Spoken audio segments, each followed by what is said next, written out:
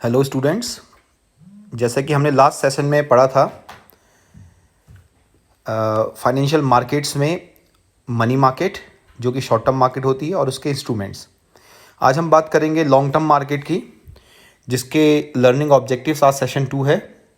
पहले सेशन में हमने मनी मार्केट यानी कि फाइनेंशियल मार्केट्स क्या होती हैं, मनी मार्केट क्या होते हैं, उसके इंस्ट्रूमेंट्स क्या होते हैं। इंस्ट्रूमेंट में से एक क्वेश्चन जरूर आएगा, ये आप ध्यान रखें। एग्जामिनेशन के पॉइंट ऑफ व्यू से बहुत इंपॉर्टेंट टॉपिक था वो। अब हम आगे आते हैं। ये लर्निंग ऑब्जेक्टिव में आपको क्या प्राप्त होने वाला है इस चैप्टर को यानी इस टॉपिक को इस सेशन के बाद। The concept of the capital market, क्या होता है capital market, difference between primary market and the secondary market, method of flotation. ये जो मेथड ऑफ फ्लोटेशन है ये भी ध्यान रखें, मोस्ट इंपॉर्टेंट टॉपिक है इस चैप्टर में से, कंफर्म ये क्वेश्चन आएगा। To understand right issue, private placement, sales and prospectus of shares. तो हम एक बार यहाँ पर को आगे बढ़ते हैं और इसमें देखते हैं कि क्या होता है फाइनेंशियल मार्केट। फाइनेंशियल मार्केट को फिर से दोबारा से एक बार देख लेते हैं। मनी मार्केट और कैपिटल मार्केट दो पार्ट्स में डिवाइड किया जाता है। फाइनेंशियल मार्केट को ध्यान रखना, financial market does not have any fixed physical existence. किसी भी फाइनेंशियल मार्केट का कोई फिक्स फिजिकल एग्जिस्टेंस नहीं होता। जहाँ भी फाइनेंस ट्रेड होता है उस मार्केट को रेगुलरली उस मार्केट को फाइनेंशियल मार्केट बोल दिया जाता है। मनी मार्केट हम ऑलरेडी डिस्कस कर चुके हैं सेशन 1 में। अब हम आज बात करेंगे कैपिटल मार्केट के बारे में। तो कैपिटल मार्केट भी दो तरह का होता है, प्राइमरी मार्केट और सेकेंडरी मार्केट। प्राइमरी मार्केट को न्यू इशू मार्केट भी बोलते हैं, ध्यान रखना। प्राइमरी मार्केट को क्या बोलते हैं? New issue market. Capital market मतलब फॉर्मेशन ऑफ द कैपिटल, ऐसा मार्केट जहां कंपनीज या बिजनेस ऑर्गेनाइजेशन अपनी कैपिटल को फॉर्म करते हैं। वो दो तरह का होता है। जब पहली बार कोई कंपनी अपने क्या करती है, अपने शेयर्स या डिबेंचर्स या डेट या फंड इशू करती है, तो डेट या इक्विटी दोनों दे रखा है। डेट मतलब होता है उधार लेती है, या फिर इक्विटी मतलब होता है कैपिटल से पैसा लेती है, इक्विटी शेयर कैपिटल से पैसा लेती है। तो वो पहली बार, ध्यान रखना, फर्स्ट टाइम, वो प्राइमरी मार्केट है। और फर्स्ट टाइम जब यहाँ इश्यू हो जाती है, यानी कि जो सिक्योरिटी यहाँ इश्यू हो गई, उसके बाद फिर वो प्राइमरी मार्केट में ट्रेड नहीं हो सकती है। उसके बाद अगर उसकी खरीद या बिक्री करनी है तो वो कहाँ होगी? सेकेंडरी मार्केट में। मैंने अगर कैपिटल मार्केट यानी कि किसी एक्स कंपनी के शेयर्स लिए पहली बार, एक्स कंपनी ने शेयर इशू किया मार्केट में पहली बार, मैं उसका कस्टमर रहा, यानी कि मैंने इन्वेस्ट किया उसमें 10,000 रुपये। अब मैं वो शेयर बेचना चाहता हूँ तो मैं प्राइमरी मार्केट में ये नहीं कर सकता। तो वो क्योंकि एग्जिस्टिंग सिक्योरिटी में ट्रेड हो गया, तो वो मैं कहाँ करूँगा? Secondary market. तो सेकेंडरी मार्केट एग्जिस्टिंग मार्केट होती है, जिसे स्टॉक मार्केट भी बोला जाता है। इस सेकेंडरी मार्केट को क्या बोला जाता है?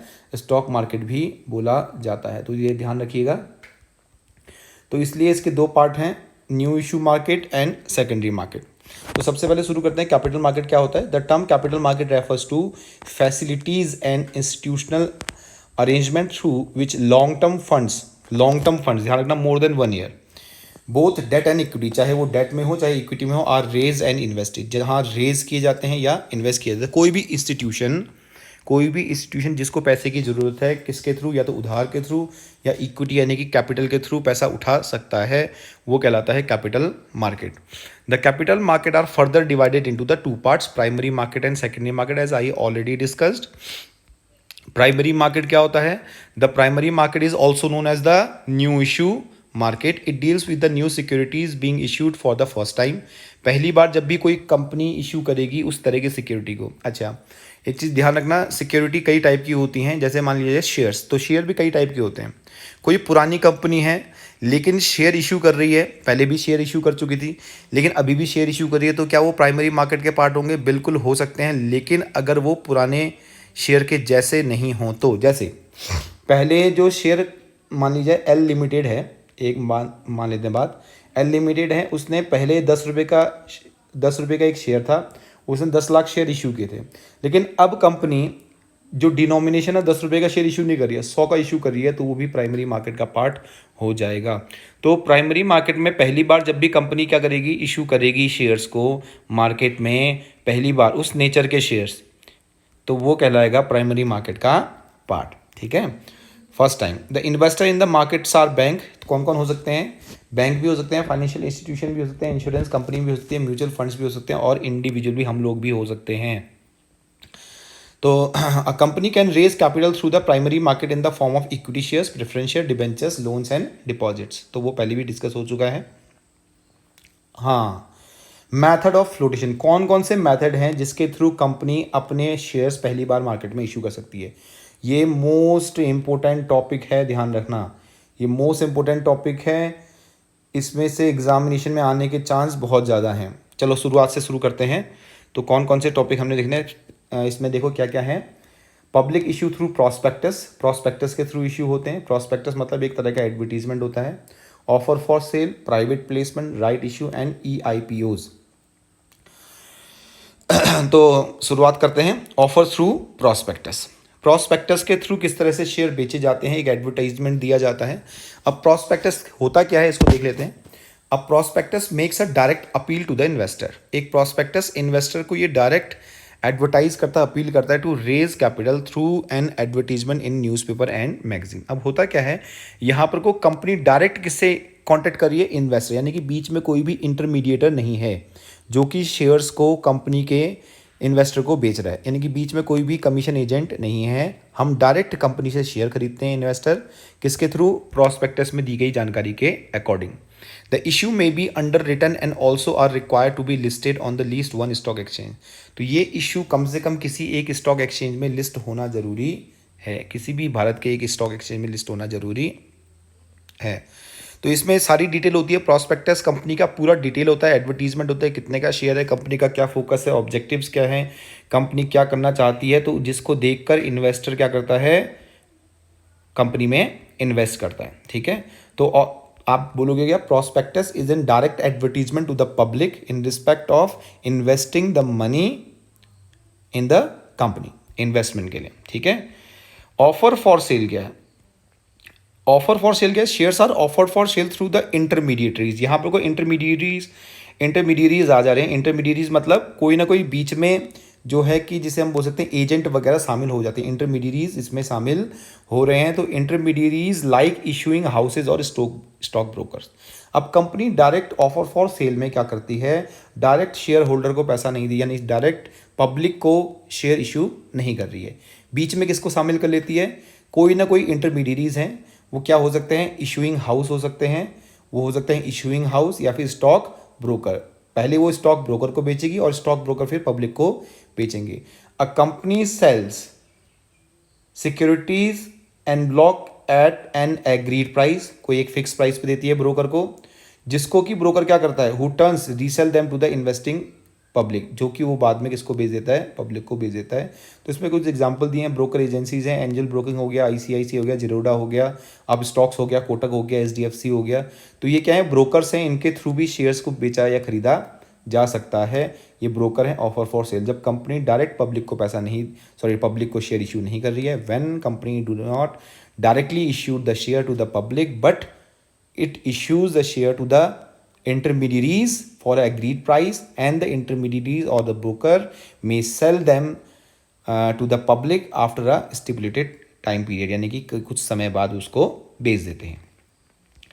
प्राइवेट प्लेसमेंट, यहाँ पर को ध्यान रखना, पहले के दोनों में ही क्या था, पब्लिक को शेयर्स इशू हो रहे थे। ठीक है, प्राइवेट प्लेसमेंट में ऐसा नहीं है, प्राइवेटली प्लेस कर दिए जाते हैं, प्राइवेटली किसी को बेच जाते हैं। Private placement is the allotment of the securities by a company to institutional investor. Institutional investor, individual investor नहीं है, अभी आपको किसी इंस्टीट्यूशन को दिए जा रहे हैं, एंड सम सेलेक्टेड इंडिविजुअल, और कुछ विशेष इंडिविजुअल को दिए जाएंगे, सभी को नहीं।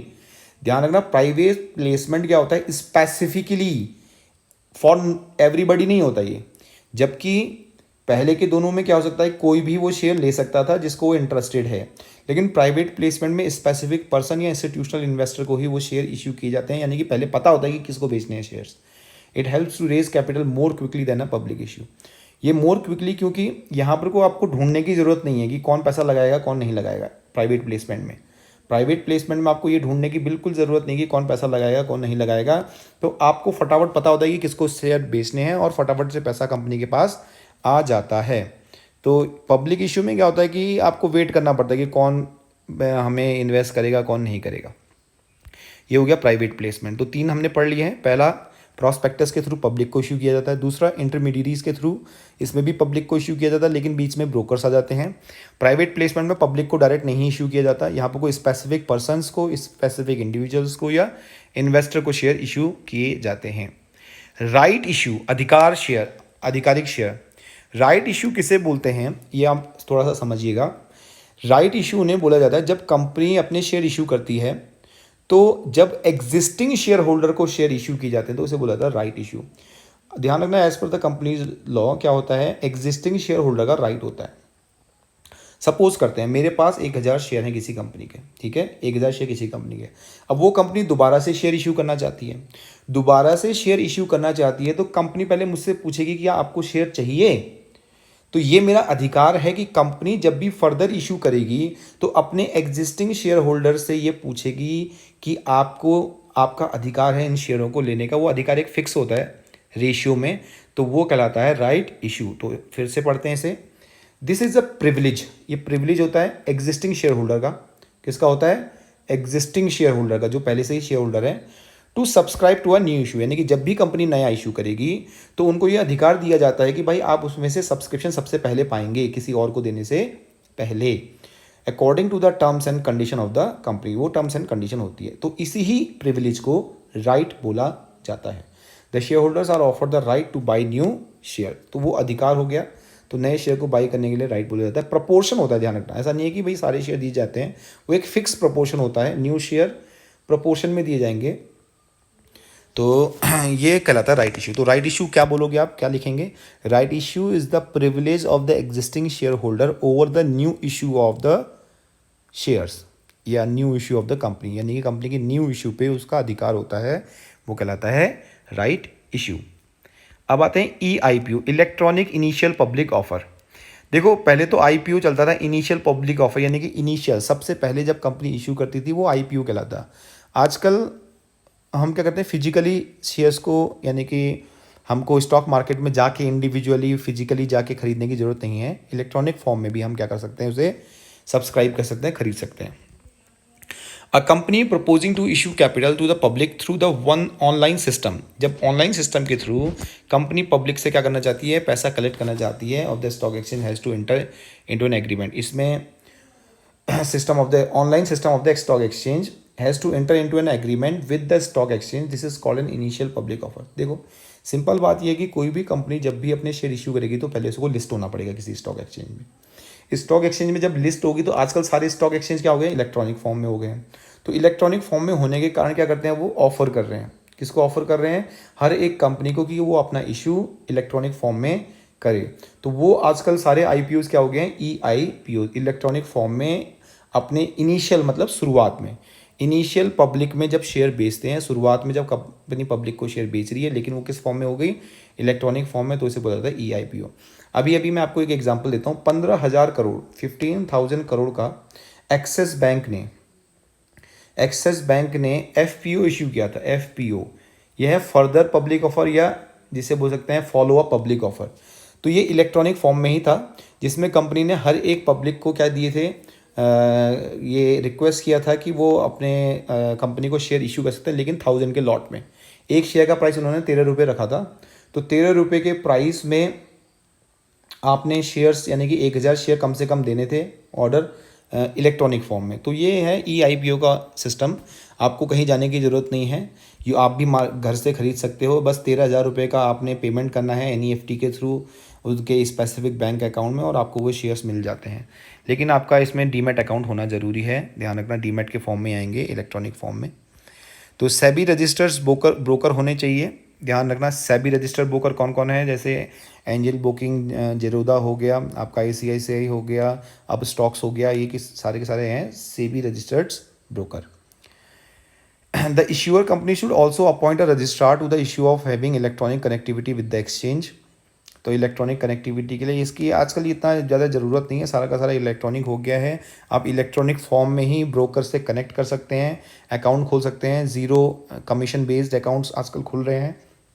अकाउंट जैसे ही आपने खोले, then you are eligible to subscribe for the IPOs। IPO के लिए जैसे ही आपने पेमेंट किया, वैसे ही आपके अकाउंट में इलेक्ट्रॉनिक फॉर्म में सिक्योरिटीज़ आ जाती हैं। तो EIPO जनरली क्या है, पहले ही स्टेटमेंट से क्लियर हो जा रहा है कि इलेक्ट्रॉनिक रूप में इनिशियल पब्लिक ऑफर, जब भी a company proposing to issue of capital to the public through electronic form, तो वो कहलाएगा EIPO। यहाँ हमने देखा था EIPO में IPO, ये 2 वर्ड इसमें आते हैं, IPO और FPO। IPO initial public offer, जब कंपनी पहली बार शेयर इश्यू करेगी तो वो आईपीओ कहलाता है। इनिशियल, जब कंपनी शुरुआती दौर पे, ध्यान रखना, जब कंपनी शुरुआती दौर पे अपने शेयर इश्यू करती है, जब फर्स्ट टाइम कंपनी इस्टेब्लिश हुई और पहली बार जब कंपनी इश्यू कर रही है अपने शेयर्स, तो वो कहलाता है आईपीओ, इनिशियल पब्लिक ऑफर। लेकिन उसके बाद जब भी कंपनी इश्यू करेगी शेयर तो उसे बोलेंगे एफपीओज। क्या बोलेंगे? एफपीओज, फर्दर या फॉलो अप पब्लिक ऑफर। इसके बाद के जितने भी कंपनी अपने शेयर मार्केट में उतारेगी तो उसे बोला जाएगा फॉलो अप पब्लिक ऑफर या फर्दर पब्लिक ऑफरिंग। तो ये कहलाता है ईआईपीओ या एफआईपीओ, एक ही बात है, ये सारे आजकल इलेक्ट्रॉनिक फॉर्म में होते हैं। तो प्राइमरी मार्केट में क्या हुआ, हर एक पार्ट में, इसमें भी कंपनी ने शेयर इश्यू किए नए, इस पार्ट में भी कंपनी ने शेयर नए इश्यू किए, भले ही राइट इश्यू के थ्रू आए, इसमें भी कंपनी ने शेयर इश्यू किए, इसमें भी कंपनी ने पहली बार शेयर इश्यू किए, ऑफर फॉर सेल में भी, ऑफर थ्रू प्रॉस्पेक्टस में भी। इन सारे फॉर्म में कंपनी पहली बार मार्केट में नए शेयर इश्यू कर रही है। अब जब ये नए शेयर मार्केट में आ जाते हैं तो क्या हम लोग यानी कि जो भी इन्वेस्टर है क्या इनको बेच नहीं सकते? बिल्कुल बेच सकते हैं, लेकिन फिर वो प्राइमरी मार्केट का पार्ट नहीं होगा, प्राइमरी मार्केट का पार्ट नहीं होगा। ध्यान रखना, प्राइमरी मार्केट में सेलर केवल कंपनी होती है। शेयर बेचने का काम कौन करती है? केवल कंपनी ही कर सकती है, कॉरपोरेट्स ही कर सकते हैं। ठीक है, क्लियर हो गई बात। यहाँ पर को इन्वेस्टर्स जो होते हैं वो खरीदने का काम करते हैं, बेच नहीं सकते। बेचने का काम केवल क्या करेंगी? कंपनी करेंगी। कहाँ? प्राइमरी मार्केट में। लेकिन सेकेंडरी मार्केट में कोई भी खरीद सकता है और कोई भी बेच सकता है, लेकिन किन सिक्योरिटीज़ को? जो सिक्योरिटी पहले से ही मौजूद हैं, प्राइमरी मार्केट में अवेलेबल हो गई थी, प्राइमरी मार्केट में इश्यू हो चुकी थी। The secondary market is also known as, मैं पहले बता चुका हूँ, स्टॉक मार्केट बोला जाता है इसे। It is market of the purchase and sale of the existing security. Existing security की बात आ रही है, देखो पहले से नई सिक्योरिटी नहीं आएगी, नई सिक्योरिटी प्राइमरी मार्केट का पार्ट है। तो डिफरेंस देखिए इसमें क्या है। मनी मार्केट में ये भी इम्पोर्टेंट है, इसको टिक लगा लो, कंफर्म क्वेश्चन पूछा जाता है, इससे भी काफ़ी बार पूछा गया बोर्ड एग्जाम में। देख लेते हैं मीनिंग में क्या है। Dealing in the securities of the short term funds, maturity period is up to 1 year. Money market का मैं पहले बता चुका हूँ कि इसमें अधिकतम 1 साल का टाइम पीरियड होता है, जबकि कैपिटल मार्केट में लॉन्ग टाइम होता है, कोई फिक्स टाइम नहीं है, लेकिन 1 साल से ज़्यादा होगा। पार्टिसिपेंट्स कौन कौन होते हैं? RBI, commercial banks, financial institution and the financial companies. इसमें आपने देखा एक चीज़, मनी मार्केट में इंडिविजुअल का नाम नहीं दे रखा है ज़्यादातर ना, इसमें सब इंडिविजुअल भी होंगे, पब्लिक भी होगी। Participants of the capital market are finance, ये तो है ही, आरबीआई सब कुछ होंगे, आरबीआई को छोड़ के, sorry, capital markets, financial banks, RBI नहीं होगा, बाकी सारे होंगे, इंडिविजुअल भी होंगे।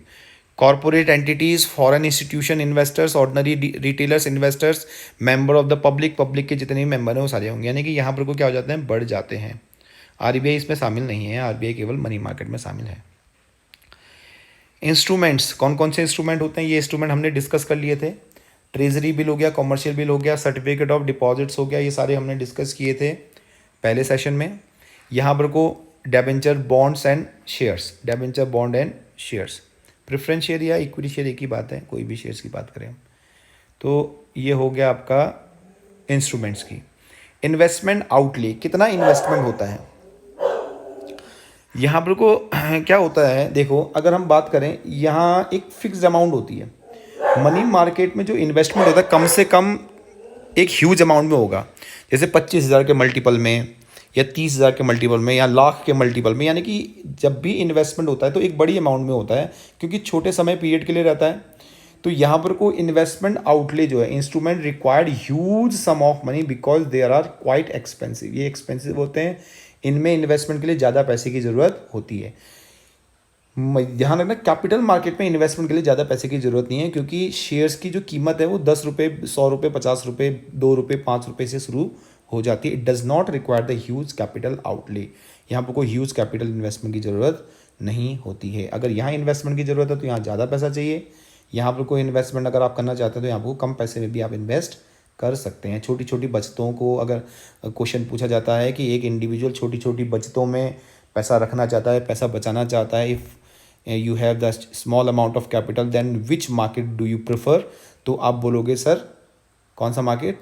सेकेंडरी मार्केट, जिसे बोलते हैं कैपिटल मार्केट भी, सॉरी कैपिटल मार्केट की बात करेंगे आप, कैपिटल मार्केट ज़्यादा उचित रहेगा क्योंकि मनी मार्केट में स्मॉल इन्वेस्टर्स इन्वेस्ट नहीं कर सकता और वैसे भी इंडिविजुअल शामिल नहीं होते हैं। आते हैं स्टॉक एक्सचेंज इन हिंदी, दो हैं, बॉम्बे स्टॉक एक्सचेंज और एनएससी नेशनल स्टॉक एक्सचेंज।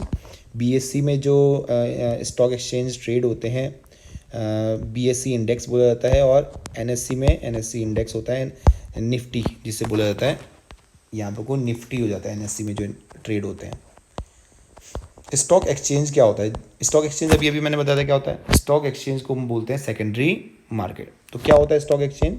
जहाँ पर को एग्जिस्टिंग सिक्योरिटीज़ को ट्रेड किया जाता है।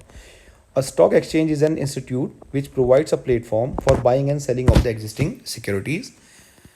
As a market, the stock exchange facilitates the exchange of securities into money and vice versa. According to the Security Contract Regulation Act 1956, stock exchange means any body of individual, whether incorporated or not, constituted for the purpose of assisting, regulating and controlling the business of buying and selling of dealing in the securities. तो contract act ये बताता है कि चाहे कोई भी individual हो या ग्रुप ऑफ इंडिविजुअल हो, चाहे वो रजिस्टर्ड हो या ना हो, लेकिन वो किस में इन्वॉल्व हो? सिक्योरिटी को खरीदने और बेचने में। ध्यान रखना ये पुराना एक्ट है 1956 का, लेकिन कंपनीज एक्ट ने अब इसको रजिस्टर्ड कर दिया कि कोई भी जो इसमें डील करेगा वो क्या होना चाहिए, स्टॉक एक्सचेंज, सॉरी जो स्टॉक एक्सचेंज ब्रोकर्स हैं, स्टॉक एक्सचेंज ब्रोकर क्या होंगे? रजिस्टर्ड होंगे। लेकिन स्टॉक एक्सचेंज का मतलब जो भी डील कर रहा है, चाहे मैं डील करूं, मैं खरीदूं चाहे बेचूं, मैं रजिस्टर्ड नहीं हूं तो भी मैं किसका पार्ट हो जाऊंगा? स्टॉक एक्सचेंज का पार्ट हो जाऊंगा। स्टॉक एक्सचेंज के फंक्शंस क्या हैं? बहुत ज़्यादा इंपॉर्टेंट टॉपिक्स हैं आज के। Providing liquidity and marketability to the existing security. Liquidity किसे बोलते हैं? लिक्विडिटी कहने का मतलब होता है स्टॉक मार्केट में, स्टॉक एक्सचेंज में आपकी सिक्योरिटी को आसानी से किस में कन्वर्ट किया जा सकता है? कैश या कैश इक्विवेलेंट में कन्वर्ट किया जा सकता है, बेच सकते हो जब भी आपकी मर्जी है। मार्केटेबिलिटी यानी कि स्टॉक एक्सचेंज आपकी सिक्योरिटी के लिए एक मार्केट प्रोवाइड करती है जहां आप उनको क्या कर सको? खरीद सको और बेच सको। तो लिक्विडिटी का मतलब होता है कन्वर्जन इनटू कैश और कैश इक्विवेलेंट्स, एंड मार्केबिलिटी का मतलब होता है providing the market so that you can sell और बाई। मुझे अगर खरीदना है, बेचना है तो कौन कहाँ बेच सकते हैं? स्टॉक एक्सचेंज के में। यह है pricing of the securities. The pricing of the securities are fixed in the, किस में फिक्स होता है? स्टॉक एक्सचेंज में ही। एनएससी बीएससी जो मेन स्टॉक एक्सचेंज है उनमें फिक्स किया जाता है। किस आधार पर फिक्स होता है? Demand and supply of the securities के आधार पर। स्टॉक एक्सचेंज ये भी कंफर्म करता है, ये भी सिक्योर करता है कि ट्रांजैक्शन सेफ हो, इन्वेस्टर को कोई नुकसान ना हो, उसका भी ध्यान रखता है, safety of the transaction. Contribute to the economic growth. Contribute to the economic growth ये इंडिकेटर भी है कि मार्केट में, जैसे हम कहते हैं कि आज स्टॉक मार्केट हमारा क्रैश हो गया तो इकोनॉमी डाउन जा रही है, आज स्टॉक मार्केट क्या हो गया? बढ़ गया तो इकोनॉमी ग्रो कर रही है। तो ये इकोनॉमिक इंडिकेटर भी है स्टॉक एक्सचेंज, जो ये बताता है कि इकोनॉमी ग्रो कर रही है या नहीं। ये इसमें इंडिविजुअल दे रखा है। Spreading of the equity cult. Equity cult कहने का मतलब है कि स्टॉक मार्केट क्या करता है? किसी एक फिक्स के हाथ में सारी की सारी इक्विटी यानी कि कैपिटल को नहीं रखता, वो डिस्ट्रीब्यूशन कर देता है। स्टॉक मार्केट में shares are not buy or sell by any individual but also distributed by the various individual all over the country and world. तो सब लोग खरीद सकते हैं, बेच सकते हैं।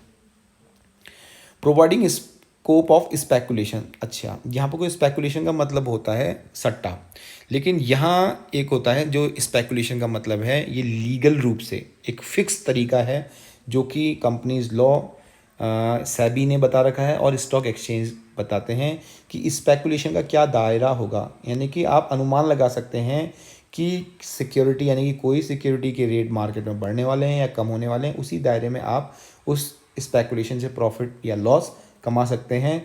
तो जो ब्रोकर्स होते हैं, जो इन्वेस्टर्स होते हैं, उस तय दायरे में स्पेकुलेट करके अपने प्रॉफिट को इंक्रीज कर सकते हैं। तो आप ध्यान रखना, इसमें रिव्यू कीजिएगा फिर से। Distinguish between capital market and money market, ये इंपॉर्टेंट पार्ट है। Function of stock exchange and method of flotation in the market.